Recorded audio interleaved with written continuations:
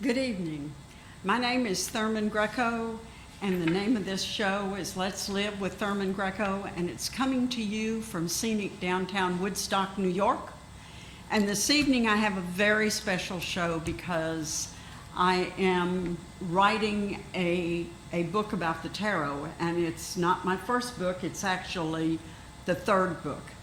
And every chapter includes a meditation. And I didn't really invite these meditations in. It's not something that I planned, but these meditations, for whatever reason, have taken over the book. And I am woefully short of places to read the meditations. And the book my current book, the one that I'm working on now, is called The Spirituality of the Tarot. And I am continuing to read tarot cards at the flea market, at the Mowers Meadow Flea Market through the season. And then in the winter, I'm going to be looking for a place to read the tarot and to teach tarot classes somewhere in the area. But I do need to read these chapters. And always before, when I was writing a book, I was able to join some kind of a class or a reading group or something, and that is just not surfacing for me now. So I am relying on my standard Channel 23. And tonight, I'm going to read to you the meditation and the chapter on the Eight of Wands. The Eight of Wands is a really interesting tarot card. And the reason it's an interesting tarot card is because, for starters, most of the tarot cards in the Rider-Waite tradition have people in each card. There are a couple of cards that do not have people, and one of them is the Eight of Wands. Another one is the Three of Swords. And the cards that do not have people are really strong cards. And the Eight of Wands is a glorious card, but it's very swift moving. And I'm going to digress here for a moment, because these cards were all painted by a young woman who had just graduated from Pratt at the end of the 19th century. And while she was at Pratt, her name was Pamela Coleman Smith. And while Pamela Coleman Smith was at Pratt, she got to know a man by the name of, where is it now? I'm having a senior moment. A guy by the name of Arthur Smith. Now, this is very, very interesting, because he was a member of a temple of the Hermetic Order of the Golden Dawn, and she was studying there, and a very, very good artist. So she was an artist, she was interested in the occult, she was interested in metaphysics and in the paranormal. And she understood spirituality intuitively. And at the time that she began to do these illustrations for the different cards, they really didn't have that many illustrations. And for the minor arcana, they didn't use illustrations at all. And the story goes that she sat down with this gentleman, Arthur Waite, and he instructed her on what she was supposed to paint and the pictures that she was supposed to create for each card. I am not completely convinced of this. I'm convinced that she had some supervision for a while. But there's a lot of cards there, and there are a lot of illustrations. And I just can't see this guy sitting and looking over her shoulder for months and months on end because he had his own career, he had his own following, he had his own life, and she just went and did her own thing. And so she does have a lot of symbolism in each card. And each card tells a story. So the tarot, when you read the tarot, you don't really read words, you read pictures. You look at pictures and you read the symbolism. So Pamela Coleman Smith created the images for what became the Rider-Waite deck. And this was the first deck of its kind. And there have been, and this seems like an awfully large number, 100 million copies of her deck. It is the most popular deck. And now if you go into a book, into a bookstore that has, or a metaphysical store that has any mention of tarot at all, they have dozens and dozens and dozens of decks of cards that have been created by modern artists. And they all have their own symbolism, and they have their own history, and they have their own path. So tarot is very artistic now, it's very symbolic, and it's very spiritual. So the card that I'm working with this evening is the Eight of Wands, and it has no people in it. So this gives it a certain power and a certain energy. The wands are just flying through the air, and so that makes it very powerful. So it has a river at the bottom, just to be really very short-sighted about that. And you feel as you look at this card that that things are beginning to come together. And there's a message. Do you suddenly feel as though somehow, some way, somebody or something just removed some obstacles in your life and in your career? Suddenly, after endless waiting and trying to go somewhere and not going anywhere, things begin to move rapidly. And they begin to move rapidly in the direction of your goals. So when you're doing a tarot spread, or if somebody else is doing a spread for you, and the Eight of Wands comes up, things are going for you now. They're moving for you now, and they're on skates, man. This is real. This is a real journey that is not slow.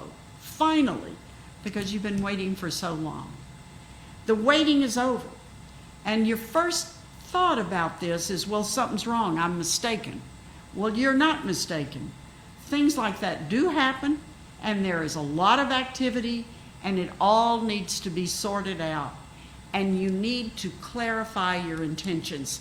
So one of the messages of this card is get your goals in order and figure out what they mean.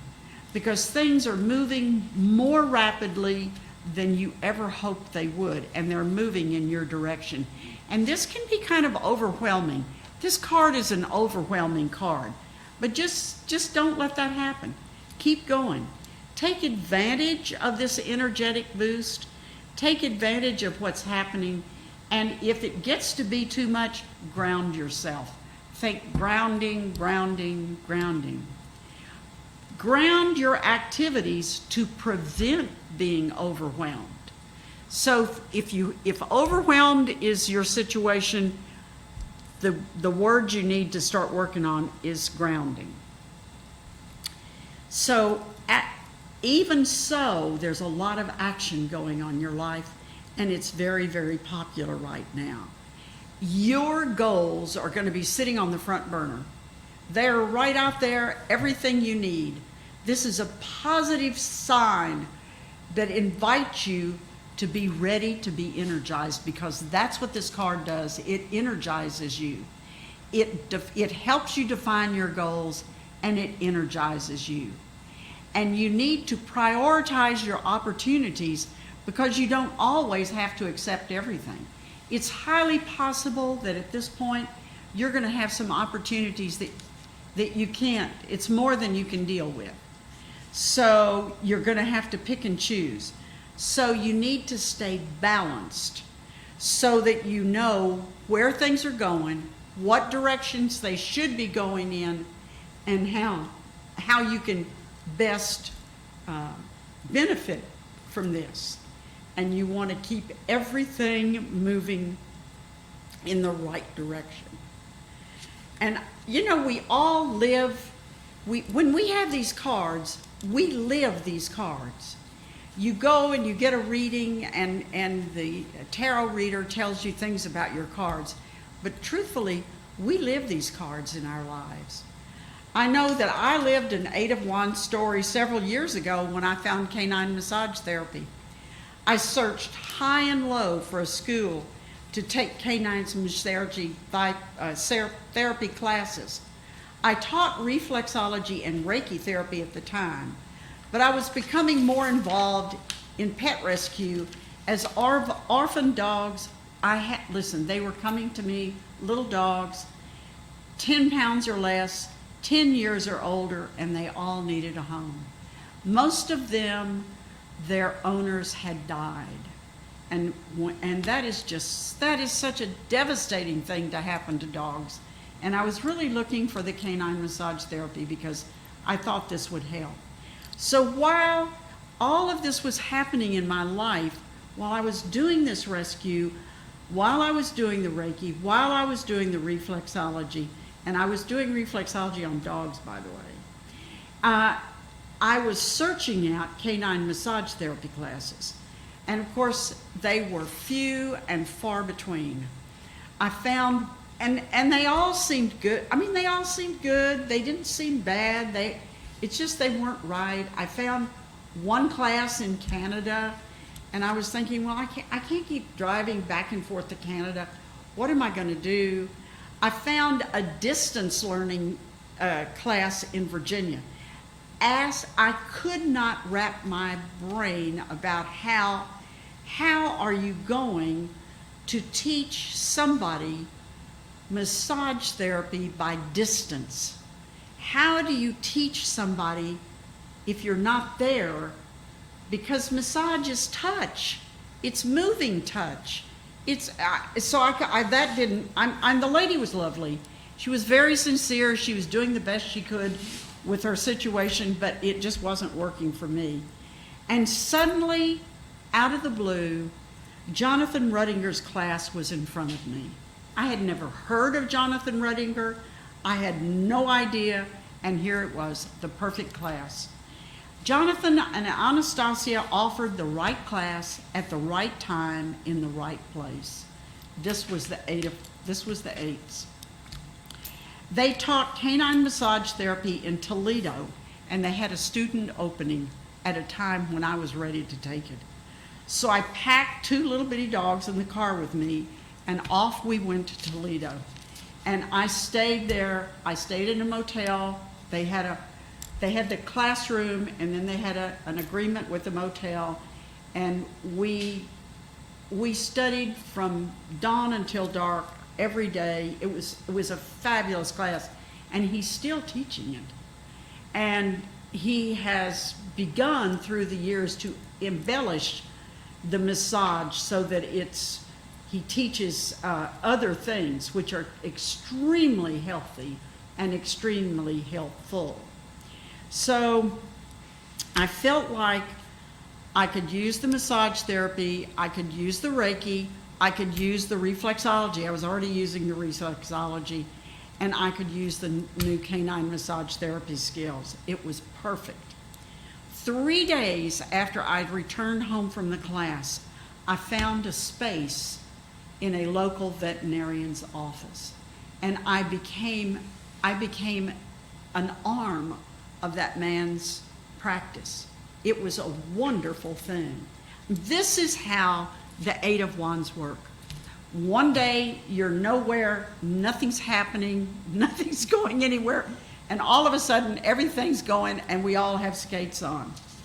So I felt like that somebody or something had removed some obstacles from my life and my career, because my career just took off like a shot. And after a lot of waiting, a lot of blind alleys, things moved rapidly in a direction that was perfect for my goals. And I am not suggesting that until you get the Eight of Wands, that you just sit in a corner and don't do anything. You have to get out there and look for it. You have to get the energy moving. And then once it gets the energy moving, different things happen and it goes in your force. So things were moving in a direction that was perfect for my goals, finally, after a long time. And Jonathan Rudinger's classes, they served me very well. I taught canine massage therapy for at least 20 years. And I taught it on all kinds of animals, because the canine massage therapy, I used it on cats, I used it on dogs, I used it on, it's good for horses. You can do massage anything. You can massage fish, birds, whatever. And those skills took me into my retirement years. So one of the things I have to say is that when you get an Eight of Wands, you need to spend a moment focusing in on what is happening to you. And that would be maybe journaling where you're trying to go in your career, or what are you trying to accomplish. Or maybe you can make a list of some short-term goals and some long-term goals. And if you made that goal list some time ago, maybe you should update that list. Maybe you need to have a vision board. You need to work on coordinating and inviting this card into your life. And I have a meditation that goes with this. So what I say is, now, if you have some healing music, turn it on. If not, you don't necessarily know it. The Eight of Wands is an exciting card, and feeling grounded is an important part of this experience. And it is important with the Eight of Wands that you stay grounded. For one thing, it is used, this meditation you can use when your life becomes chaotic. And I can promise you that when you get on the Eight of Wands ride, there is a bit of chaos. There was a little bit of chaos for me, and there was chaos for other people who have been on an Eight of Wands ride. So you need to restore order. Begin this meditation by finding calm and a safe space. Get comfortable as you find a perfectly supportive space to either sit or lay flat. Take a few minutes to relax and unwind, and let your body float, and breathe deeply, and let your mind drift. Just sort of let go of things for a moment. And most of my meditations talk about how you should breathe. I'm not, on this one we don't. Just simply allow yourself to breathe fully and deeply, and release the tensions as you exhale. So you're breathing and you're releasing tensions, and you're breathing and you're releasing tensions. And give yourself permission to experience this meditation without any interruptions. This is your time. This is your time to help you organize yourself, and this is your time to relax and move into your future in the best way that you can. And for a moment, visualize your spine. See a cord which begins way above at the top of your head and travels down your spine, beyond your spine, and into the earth. So you have this grounding cord, and it goes all the way through your body. Now, inhale and exhale as you release any worries. No worries, no doubts, and no reason at all to be afraid. Grounded peace is going to release and replace the fear. It's going to replace the worries. It's going to replace the doubt. So this grounded peace is going to take place where all those things were. It's going to take over. And warmth, energy, love, and peace move into your world. We all need more warmth. We all need more energy. We all need more warmth. We all need more love. And especially now, we all need open hearts. So allow all of these things to enter your heart and allow the card to go up into the sky and down into the earth. And now allow the card to gently disappear so that you are sitting in a safe and private place, and you are breathing, and you are breathing in warmth and energy and love and peace and success into your world, into the world, into the planet. And now, slowly move your arms and legs and smile. Slowly move your hands, your wrists. Feel gratitude for this connection, because now the connection has been broken. The cord is disappearing, and you know that you can return to this experience of the connected cord whenever you need to be grounded.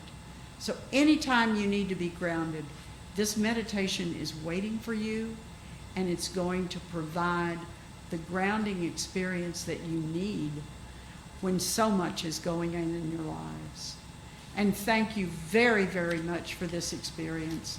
Thank you for enjoying this meditation, and I hope that we will have some chances to do some more of these meditations as the book goes along, and as the chapters go along, and as tarot goes along in our lives. And thank you again. And thank you, Ellen. You are so versatile. You are so accepting.